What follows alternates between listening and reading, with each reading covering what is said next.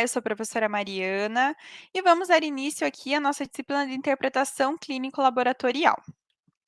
Nessa fase, nessa unidade, a gente vai falar sobre as fases das análises clínicas.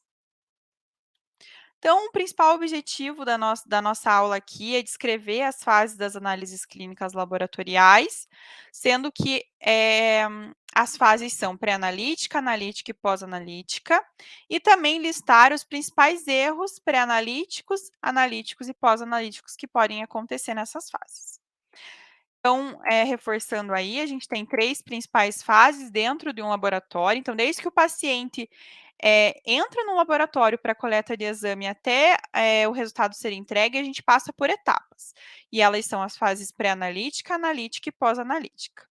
Na fase pré-analítica, ela é caracterizada pela fase pré-teste. Então, antes do resultado acontecer, antes da análise, tem a fase pré-analítica. É nessa fase que a gente pega a requisição do exame, a solicitação do médico, dá as orientações para esse paciente, eh, prepara esse paciente, né, informa ele sobre a forma de coleta, se ele precisa estar em jejum ou não, enfim, depende da coleta, né. Faz a identificação desse paciente, o cadastramento dele no sistema com os exames corretamente, coleta da amostra propriamente dita, a utilização dos tubos apropriados, né, o tubo referente a cada tipo de exame e na ordem que eles devem ser coletados também. Identifica esses tubos, realiza a triagem, aonde a gente vai fazer as centrifugações que precisam ser feitas, acondicionar as amostras como elas devem ser feitas para ela ir para análise. E também acondicionamento e transporte dessa amostra até o processamento dela. Então, muitos laboratórios são unidades de coleta que ele precisa enviar para a unidade que vai fazer a análise. Então, como é esse acondicionamento? Como é esse transporte? Tudo nessa etapa de pré-analítica é onde a gente é onde é feito.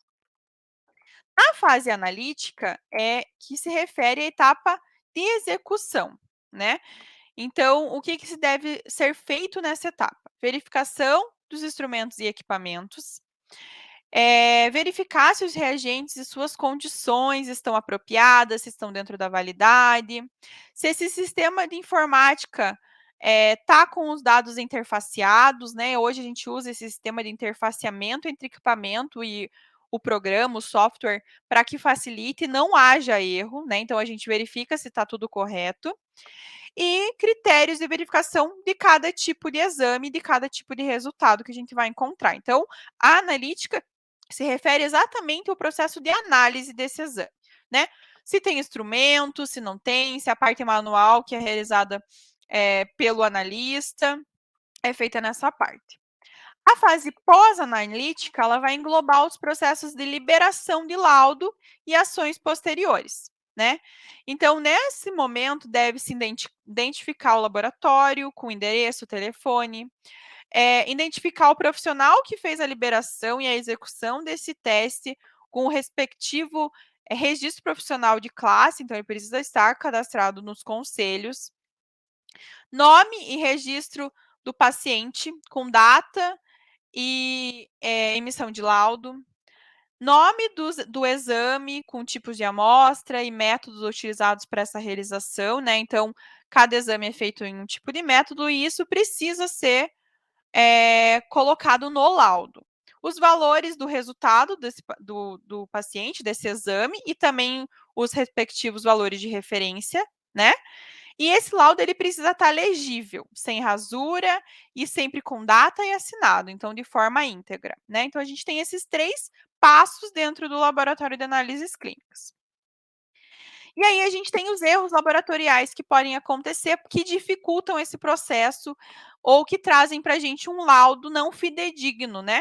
Então a gente precisa que essas etapas sejam feitas padronizadas e com qualidade, né? Para que a gente tenha um resultado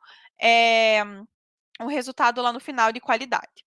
Então, estima-se que 70% dos diagnósticos feitos são a partir de exames laboratoriais. Então, o médico solicita os exames e, a partir desses exames, que ele faz o diagnóstico. Então, por isso a importância, né? Um erro num diagnóstico é uma ameaça para a vida. Então, você pode fazer um erro que traga graves consequências para esse paciente, né?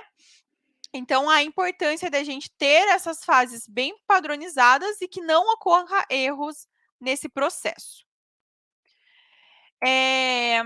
Hoje a gente tem um dado que 40 a 70% dos erros se encontram na fase pré-analítica, então ela antes da análise. Muito porque nem sempre essa fase é feita dentro do laboratório, é um processo muito manual, né. Já na fase analítica e pós-analítica, a gente já tem muitos softwares, muita informática envolvida ali, para facilitar e para diminuir a quantidade de erros. Então, aqui eu trouxe para vocês os principais erros que a gente encontra em cada fase. Então, lá na fase pré-analítica, pode acontecer erros já na solicitação do médico, onde a gente está inelegível, o médico pediu o exame errado, né? Alguma coisa relacionada a isso. Obtenção errônea das informações do paciente, né? Coleta e identificação de amostras de forma errada, então, na hora da coleta, a troca de paciente pode acontecer, não conferência do nome desse paciente, enfim, alguma coisa relacionada à coleta, e também coletar, cada exame tem o seu tipo de tubo que deve ser coletado. Então, coletei no exame no tubo errado, vai fazer com que a gente tenha um erro ali, né?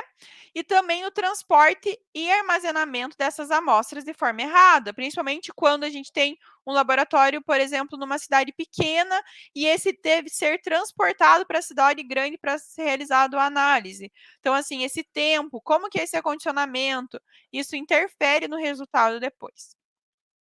Já na fase analítica, pode acontecer falha de calibração e manutenção dos equipamentos. Então, isso é o ponto mais importante. Esses equipamentos eles devem estar calibrados e com a manutenção em dia para ser realizado, né?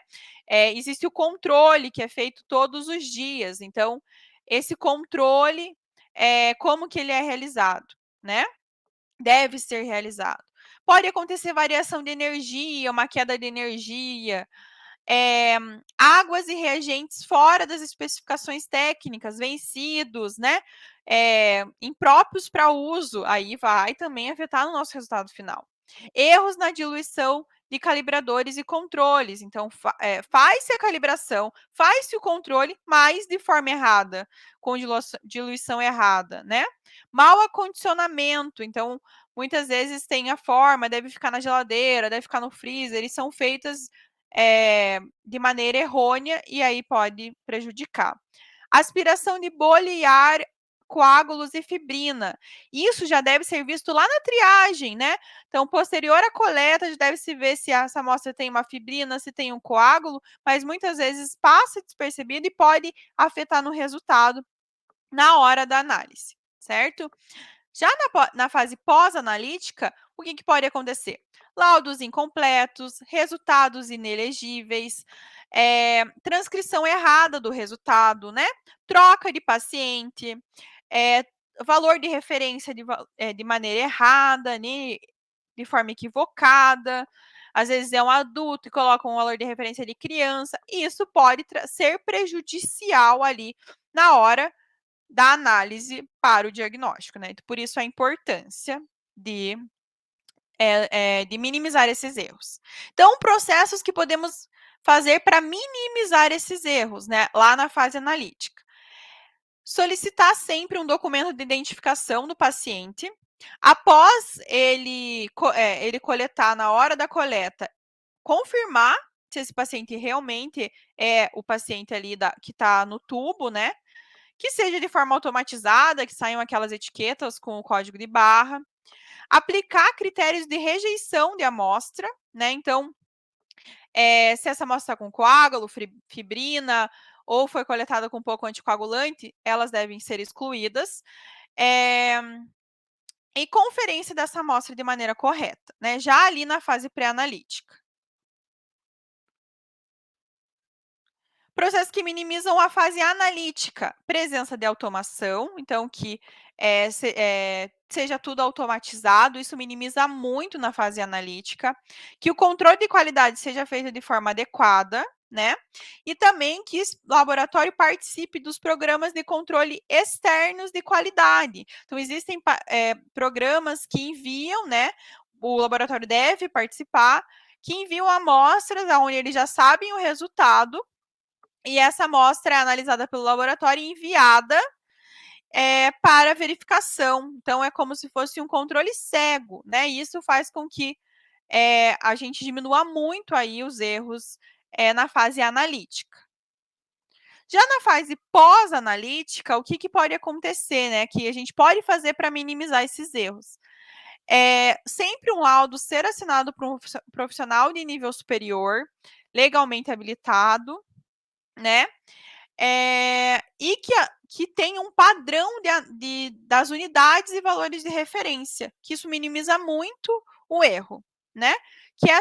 Que isso seja feito de forma automatizada também, já com as interfaces dentro do laboratório, diminui muito aí a chance de erro na fase pós-analítica. Nessa aula era isso. Muito obrigada e até a próxima.